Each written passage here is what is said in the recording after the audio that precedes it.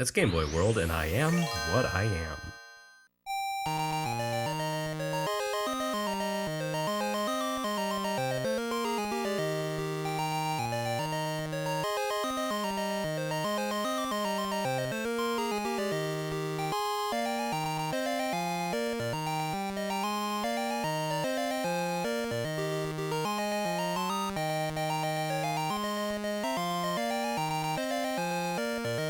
Nintendo and Popeye go back a long way.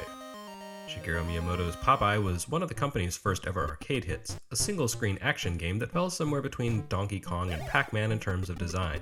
It wasn't the greatest game in the company's arcade repertoire, but at the time its visuals just absolutely annihilated everything else around it by faithfully reproducing E.C. Seeger's classic characters with big, appealing sprites.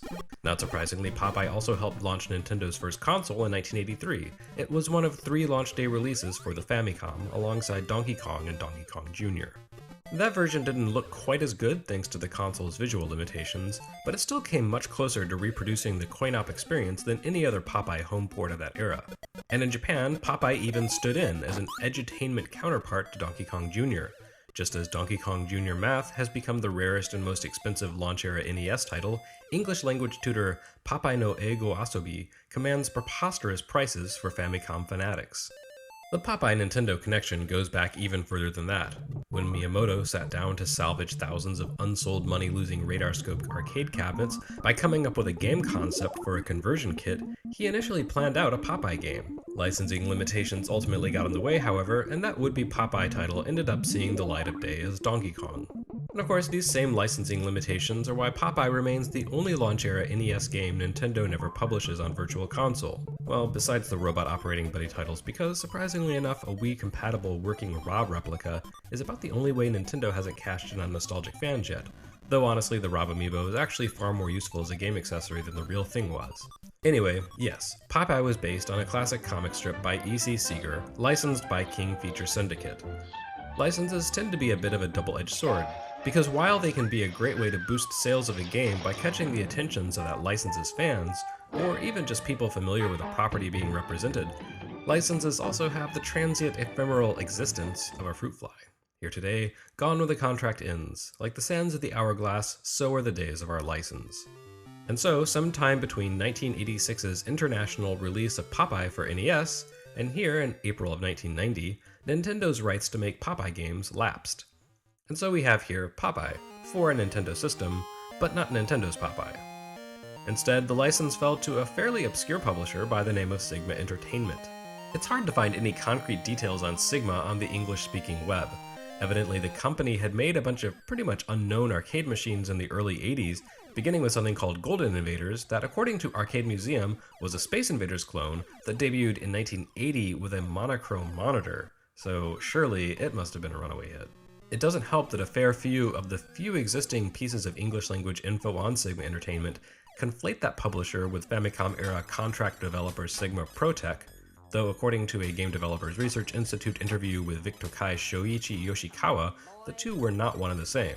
In any case, Sigma released about a dozen arcade titles in the first half of the 80s, and then all but vanished for 5 years, eventually resurfacing in 1989 as one of an endless array of tiny companies determined to squeeze a little more blood from the stone that was the declining Famicom market.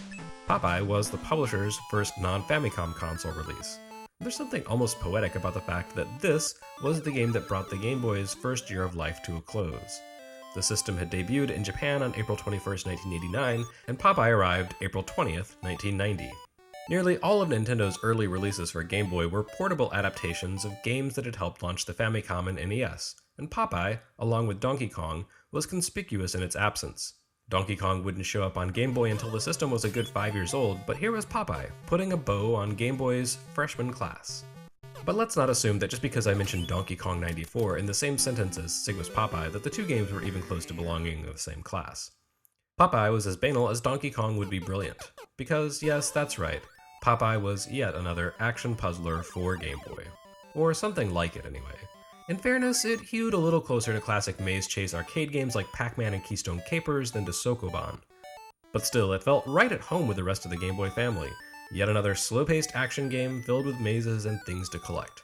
To Popeye's credit, it did at least seem to have more of a connection to its original media property than other similar licensed titles that debuted around the same time, namely Lupin III and Snoopy's Magic Show. The action here consists of Popeye wandering through a maze trying to find olive oil and sweet pea while eluding Bluto. Oh, sorry, here it's Brutus. Anytime Popeye and Brutus collide, a fight ensues, and Popeye will end up stunned and out of action unless he happens to be powered up with, yes, spinach. Further complicating things is the presence of J. Wellington Wimpy, who wanders about the maze alternately dropping and consuming hamburgers that block up the maze for everyone else. There are also collectible hearts, which do very little for Popeye. They're worth 1,000 points, and that's it. But if collected by Brutus, allow him to unleash dangerous animals like alligators and punch-happy kangaroos into the maze. Altogether, these add up to a maze action puzzle game that almost but doesn't quite work. Popeye feels like a game that was slapped together in about 6 weeks by a team of 2 people who meant well but lacked the time or resources to do anything more than get a simple, flawed release out the door on deadline. There's not much to Popeye, but it still could be pretty fun if only a few glaring issues were sorted out. The main problem is that the game feels entirely too dependent on randomness, and not in a good way. There are a few seemingly random elements here, and all of them add up to a game that overemphasizes luck. Namely, the appearance of spinach power-ups, the behavior of Wimpy, and wherever Sweet Pea spawns. In order to clear a stage, you have to collect both Olive and Sweet Pea, and the baby won't appear until you found the woman. As far as I can tell though, the baby always spawns somewhere off screen, so depending on where you are when you rescue Olive, he'll usually pop up basically as far away from your current location as possible. But there also seems to be some relationship between Sweet Pea and the stage timer, especially in the later stages, which makes it nearly impossible to complete some of the later levels. You have to luck into being close to Sweet Pea's location in order to reach him before time runs out towards the game's end, and eventually it becomes really frustrating. You can help things along by picking up spinach, which allows you to plow through Brutus's minions and walk much faster than normal, but again, spinach appears at random, both in terms of timing and location. It's possible that spinach might not appear until half the timer has elapsed, but it's also possible that toucans will appear in rapid succession. A chime plays when the power-up comes into play, but because the maze scrolls in all directions, you can't really know where it's appeared until you see it. It drifts across the level in a straight line at the same speed that Popeye walks, which means that unless you happen to be ahead of its position and in line with it when it pops into the screen, you'll never catch it. It doesn't help that the collision detection on the power-up is far from generous. Unless you manage to intersect with the center of the spinach sprite, it'll zip right on past. Brutus, on the other hand, has much more generous collision detection. He seems able to start a fight with Popeye if they come anywhere close to one another. Not only can he reach over maze walls to clobber the hero, much as he could reach down from above to hit Popeye in Nintendo's game, but you'll also become embroiled in a punch-up even if your sprites don't appear to collide. Brutus is a real nuisance in this game. He wastes a huge amount of time if he catches up to you, and that's regardless of whether or not you're spinach powered at the time or not. Bump into Brutus and Popeye is forced into a fistfight that takes about 10 seconds to grind through. It's just a dumb button mashing exercise, and there are only 2 outcomes. You've either eaten spinach and leave Brutus stunned, or you haven't and Popeye ends up stunned instead. Either way, you have to mash the attack button for the same amount of time.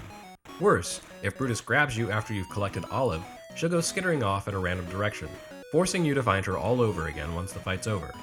Fights are incredibly tedious, lacking an element of skill or interesting mechanics, and they're always a huge waste of time, even when they shouldn't be. In the early going, the clock is generous enough that this is no big deal, but in the final set of stages you have very little time to complete a level, and any error means you might as well just give up. But it's not just these fights that can screw you over. The game's random whims can do the same thing. Particularly frustrating is the stage where olive oil appears in a corner of the maze, boxed in by a pair of Wimpy's burgers.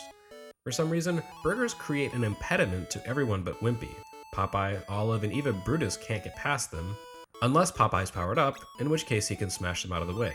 So then, in order to reach Olive in this particular stage, you either need for Wimpy to randomly decide to clear away one of the burgers for you, which almost never happens, or you need to wait until spinach comes into play and hope to God it appears somewhere you can access it. In short, the entire game is defined by questionable design choices and annoying tedium that drag down an otherwise competent, if not particularly inspired, maze chase game.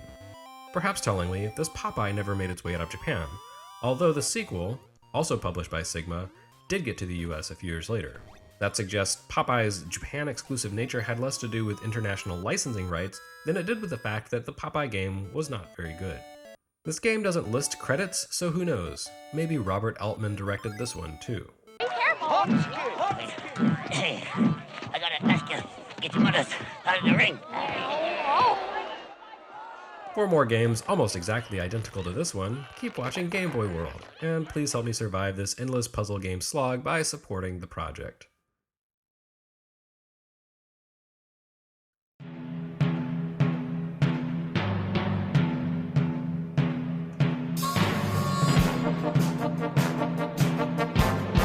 Next time, a game almost exactly identical to this one.